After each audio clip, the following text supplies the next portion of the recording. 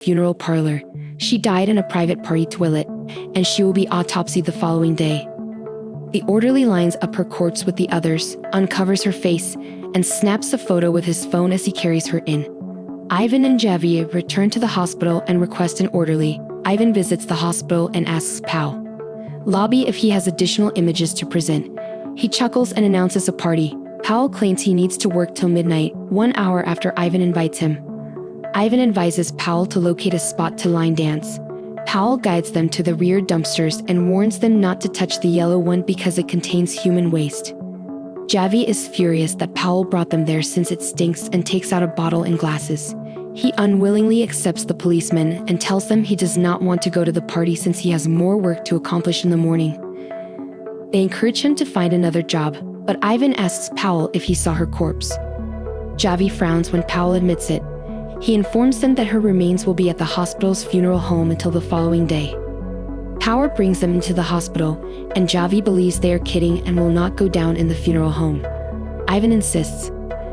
They take the elevator to the basement and go through the labyrinth of hallways. Hao tells Javi he wants to leave because he is concerned they will be caught and cannot fake their way out. The others persuade him to remain, and Pao shows them the star's body. Since he has never seen a corpse, Javi feels strange standing next to it. Everyone rushes back as Pout takes the sheet off the corpse, exposing an old lady. Ivan requests Anna Fritz after he mocks them. Pout uncovers Anna's face, but Ivan removes the cloth, and Powell says she does not appear dead. Ivan orders Javi to grip her breasts when he does. Javi wants to go to the party, but Ivan wants to do another line of cocaine. Powell conceals the corpse, and they do another cocaine line with Ivan. Ivan claims everyone wants to sleep with the naked star. Pao says he slept with a dead adolescent girl when they discuss what that might be like. Javi says that he will sleep with Anna Fritz after they depart when Ivan asks if he has. Ivan wants to sleep with her, much to Javi's dismay, and Javi urges him to go since Pao is intoxicated. Pao supports Ivan. Javi does not believe his buddy would do that, but he sees Ivan preparing to play with the corpse. Javi is appalled and claims they are ill. Pao disagrees, so Ivan repeats. Javi is the only one who appears to recognize what they are doing is wrong, but Ivan always finds a horrible, vile excuse to do it too. He jumps on top of her, but the actress opens her eyes, worsening things. Power panics at discovering Anna is alive. The lady on the funeral slab watches the other two run inside the funeral home. Her first calmer is Javi. While the others are afraid, he gets the water and delivers it to her. Javi asks his friend, contact a doctor or take her to the hospital. He then asks if she is chilly and gets her something to cover her. Ivan asks Pao whether she saw him and what happened to her, but he knows she did. Javi returns and puts a hospital gown on Anna, but Ivan instructs him to think about what they need to conceal as they hear someone approaching the funeral house. Javi begs them to explain, but they keep covering her face and crouching. An orderly brings another corpse into the funeral parlor, and Anna Javi attempts to tell them that she did not witness them or know what they did to her, but she is frightened that she did. Javi is unconcerned and wants to advance without Ivan. Javi does not want to discuss it and does not care that Pao and Ivan are engaged. Ivan prevents Javi from moving the corpse out of the funeral house to avoid incarceration. The lone normal buddy asks if they comprehend that they want him to murder her, and is scared. Javi instructs Ivan to unlock the door as she begs him to let her leave, then opens it himself when they find it is locked, and they left the keys outside. Ivan almost murders Javi until Pao pulls him off.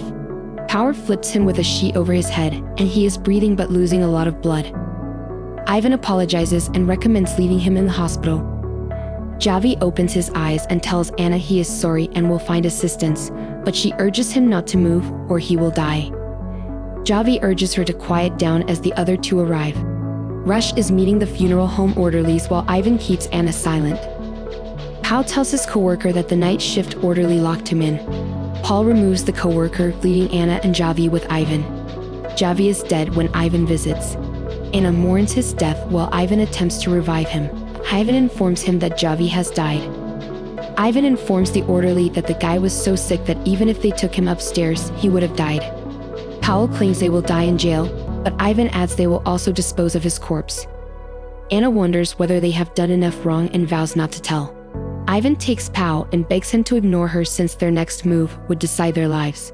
Ivan argues that they are equally accountable and that if anything comes out, everyone will know what he did. Pao says they will use the escape door to get Javi's corpse out of the hospital. When they enter, Anna is on the phone and tells them she called her father to inform him she woke up. Ivan saw that she called. She says her father needs assistance, and they will get her. They take her upstairs since she called from Javi's phone, taking everything is finished. Powell calms Anna's cries. Ivan answers Javi's mysterious call. He learns she lied and takes her back to the funeral. Ivan attacks Anna when she calls him nasty. Ivan orders Pao to restrain her while he fetches a garbage bin. Anna warns Powell that if he follows Ivan, he will be jailed. She claims he is not a murderer and cannot let Ivan kill her since he keeps her alive. Powell rips gauze. Powell still binds Anna up. She informs him that Ivan murdered Javi in front of her when he was out of the room and had no intention to take him to the hospital. She lies again, so Hao tapes her mouth. While Powell cleans the other room, Ivan is caught behind the garbage because nurses smoke there. Anna removes the tape and frees her legs, but she cannot liberate her wrists. Anna sneaks out of the funeral home before Ivan returns. Powell and Ivan search for Anna when Ivan returns. Anna escapes by slithering through holes. She gets up, collapses again, and crawls to the elevator. Ivan snatches the door from her and brings her back to the funeral home. Our friend returns and asks whether he murdered Javi while he was out, but Ivan says she wants to put Pao against him when they walk inside. Ivan threatens to suffocate her with bedsheets. Hao and Ivan do not want to murder her, but Ivan believes they should. She suffocates while peeing. How does Ivan take her back onto the slab and remove Javi's corpse? Ivan leaves the hospital and dumps Javi's corpse on the side of the road while Powell cleans up the funeral home. While waiting for Ivan, Hao covers her with the sheet and puts her back in line. Powell tells Anna to act dead when she coughs. She blinks and stares at him as he uncovers her. Powell covers Anna as Ivan returns and urges him to go since he is everything. Ivan asks whether he completed they depart, but Ivan remembers that he forgot his card before the elevator. Powell fails to persuade him to leave the funeral home. Anna stands when they return. Ivan attempts to murder Powell, but Anna stabs him numerous times. Anna glances at Ivan Powell and stabs him as well. Come and watch till the end. In the first season of You, New York bookshop manager Joe Goldberg obsesses with promising writer Guinevere Beck. He follows her and messes with her life to get close and date her. Joe's love at first sight with Beck is strange. He fantasizes about being with her and justifies his bad actions for love. Joe sneaks into Beck's room and observes her all day. Joe miraculously saves Beck as she falls over the railway tracks inebriated. When she gets a new phone, he snatches it to listen to her. Beck's on and off lover Benji is the first major obstacle to Joe capturing Beck's heart. Joe attacks Benji and locks him in his shop's book vault because he is a jerk. Joe murders Benji because he sees no way out. He burns Benji's corpse to make it appear like he fled away. Joe and Beck start dating when Benji dies, but another issue arises. Beck's closest buddy Peach is enamored with Beck and distrusts Joe. She manipulates Beck. Joe smashes Peach in the head with a rock and leaves her for dead out of rage. Joe's Peach survives. Peach is still skeptical that Joe assaulted her. She invites Beck to her family's house for a vacation and intends to move to Paris with her. Beck rejects the offer and departs the mansion after realizing Joe was correct about Peach's manipulation. Joe murders Peach and claims she killed herself because she was depressed. Joe and Beck can finally be together without Peach's interference. For many months, Beck becomes increasingly distant and secluded, making Joe envious and possessive. Joe then murders Beck. 4 months later, Beck's locker book is popular. Dr. Nikki, who was set up, is arrested clearing Joe. Just when it appears like Joe would get away with all his sins, his ex-girlfriend Candace comes up, alive and well, to speak about what they never concluded. Joe's ex-girlfriend Candace's whole story is revealed in You Season 2. After fighting about Candace's affair, Joe accidentally smacks her in the head. Joe covers Candace's corpse and flees. After being buried alive, Candace awakens. She asks police to arrest Joe, but they refuse. Candace must take retribution by ruining Joe's life and ensuring he never abuses another woman. Joe hides in Los Angeles when Candace returns. He kidnaps Will Bettelheim and steals his identity. He moves in and works at a Navran's book section. Joe releases the genuine Will Bettelheim from the book vault if he keeps silent. This shows him he is improved. Love Quinn, a rich and Auvergne family widow, swiftly becomes Joe's new love. Love, unlike Beck, commits to Joe from the start. Joe is concerned that Love will end up in the same place as Beck. Thus he is reluctant to continue the connection. Joe finally caves in and begins a relationship with Love. Love's dependence on her twin brother 40 makes their connection difficult. 40 is a recovered addict from a trust fund. He aspires to be a renowned writer and filmmaker but lacks the desire and talent. Joe will soon assist 40 draft the screenplay for his next movie, based on Guinevere Beck's novel. To make 40's life even worse, Love's twin brother begins dating Amy, Joe's ex-girlfriend Candace. Candace confides in Love that Joe is hazardous. Unfortunately, Love believes Joe that Candace is simply a psychotic ex-girlfriend who wants revenge. Joe also befriends Ellie, his new adolescent neighbor. When Ellie secures an internship with famed comedian Henderson, her elder sister Delilah informs Joe that Henderson sexually assaulted youngsters, including Delilah when she was younger. Joe becomes spiteful and tells Henderson about his prior mistreatment. Joe accidentally knocks Henderson down the stairs, killing him. Joe conceals another death. Delilah's officer Pal Fincher begins to suspect Joe murdered Henderson despite the police's claim. Delilah searches Joe's apartment for evidence, so Joe locks her in his book vault. Joe wants to liberate Delilah and leave the country with Love to avoid orphaning Ellie. Next morning, Joe discovers Delilah dead in the book room. Candace locks Joe inside and contacts Love to prove Joe is a murderer when she arrives. Candace's plot fails when Love kills her and tells Joe she murdered Delilah to preserve Joe's secret and prevent him from running away. Love then states that when she and 40 were kids, she murdered their au pair and that she has been manipulating Joe all season to make him fall in love with her, as Joe did to Beck in the first season. Joe considers murdering her over this. Love informs him she is pregnant, so Joe tries loving her again to be with his kid. Love forgives Joe, but 40 doesn't. He holds Joe at gunpoint and confronts them. Officer Fincher shoots and kills 40. The Quinn family covers up 40's murders of Henderson and Candace. Joe offers Ellie a lot of money and promises to keep giving her money while she starts a new life. After fixing his issues, Joe may live with Love and raise their kid in a comfortable suburban home. Joe cannot forget Love since she is a murderer, but he has already set his eyes on his new next-door neighbor, who he wants much more. Season 3, Joe and Love want to enjoy a nice family life in the Madre Linda suburbs in U, but things go awry immediately. Joe obsesses on their new neighbor, Natalie Engler, and neglects his wife, Love, and their kid Henry. Love kills Natalie after discovering Joe loves her. Joe and his wife cover Natalie's death and make acquaintances in their new area after helping Love dispose of her corpse. Joe falls in love with Marianne, a librarian who employs him to repair rare books. Joe follows Ryan to support his new girlfriend after learning that Marianne's ex-husband used foul methods to acquire custody of their small kid. Ryan discovers Joe is following him, forcing Joe to murder him. Love opens a bakery and installs an underground plexiglass vault. When Gil, a local anti-vaccination campaigner, accidentally gives Henry the measles, Love blames Gil for Natalie's death. Love befriends popular monk Sherry Conrad. She proposes an open relationship with Love and Joe with her husband Carrie. Joe accepts because he wants to divorce. Joe and Love accidentally admit they killed Natalie while having new sexual escapades with the Conrads. Joe and Love must control the Conrads and lock them in the plastic vault, which the odd Conrads like.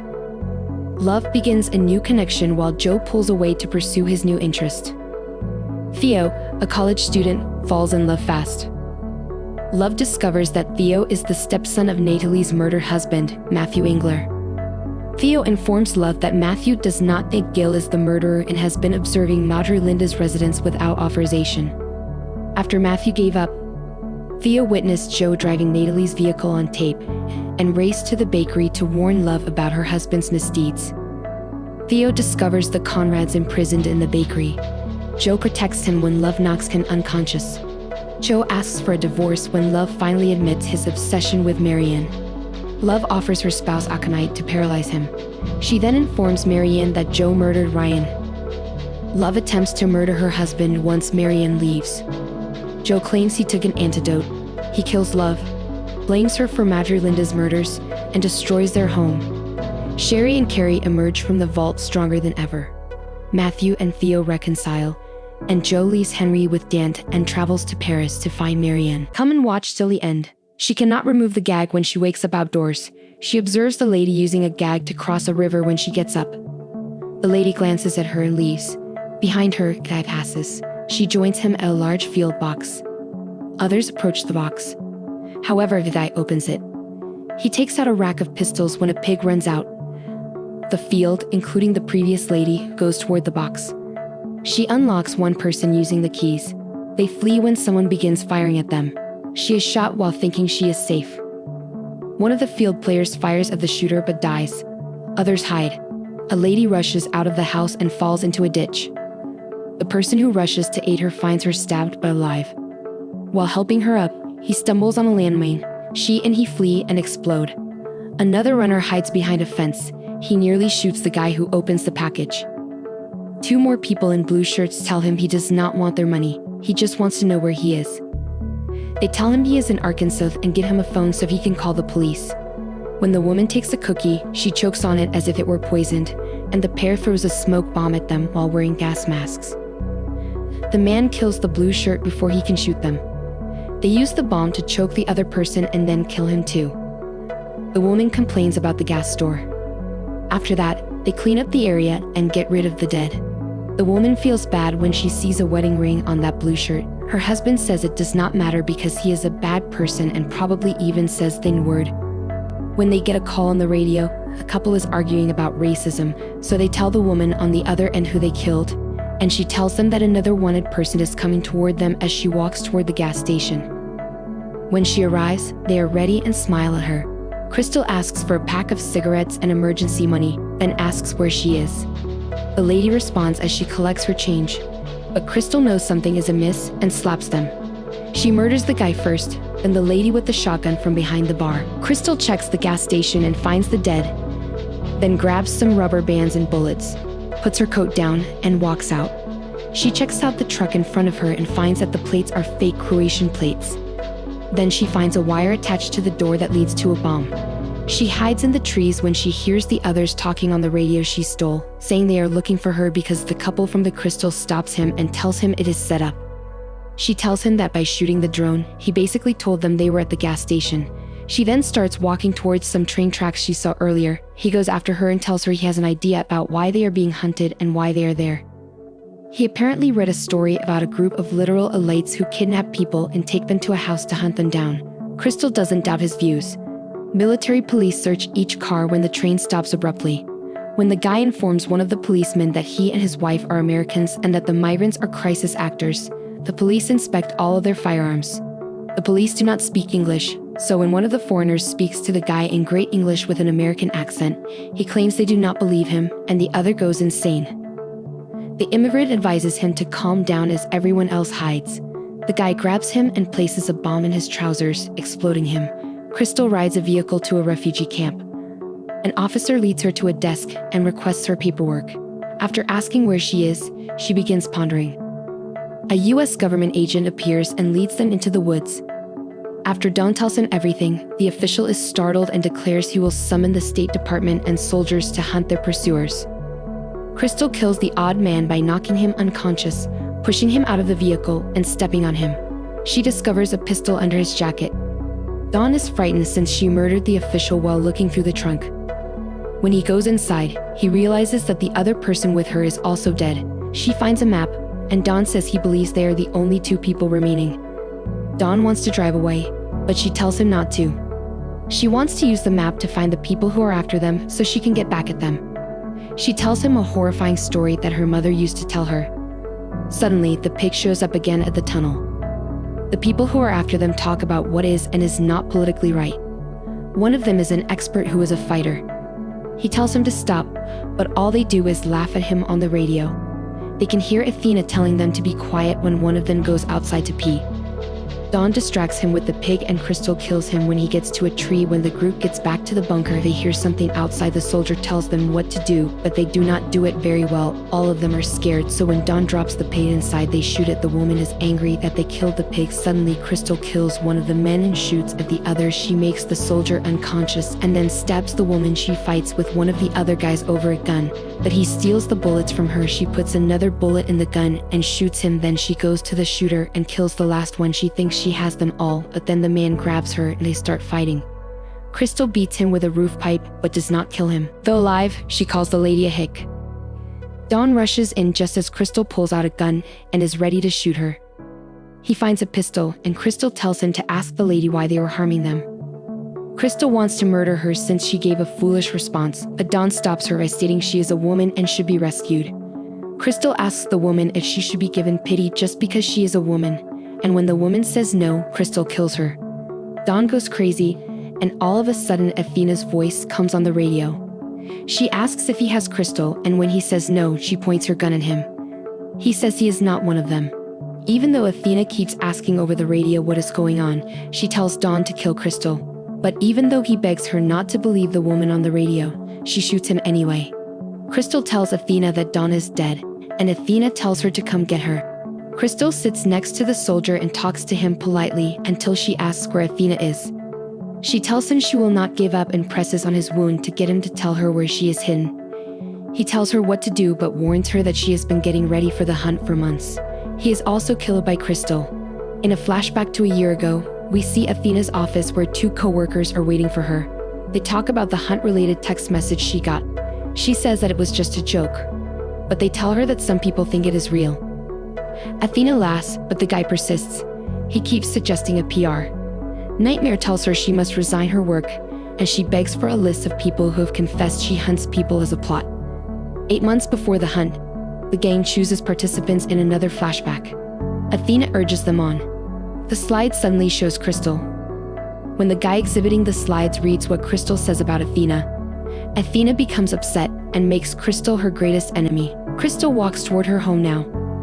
Crystal sets the rifle down and enters the home when Athena informs her over the speaker that she will set off the C4 beneath the gate if she does not leave it there. Crystal cautiously enters the home and stares at the images of herself and others on Athena's wall as Beethoven plays. She is silent. Crystal and Athena appear unaware of their identities. Crystal mocks her for setting up the search for the wrong reasons. This completes the storyline. She has the wrong Crystal. Another Crystal with her last name shared the horrible Athena conspiracy claims online. Crystal pursues Athena with a knife. They battle violently, with similar power and intensity. Crystal throws everything she can at Athena, including a champagne bottle that Athena saves.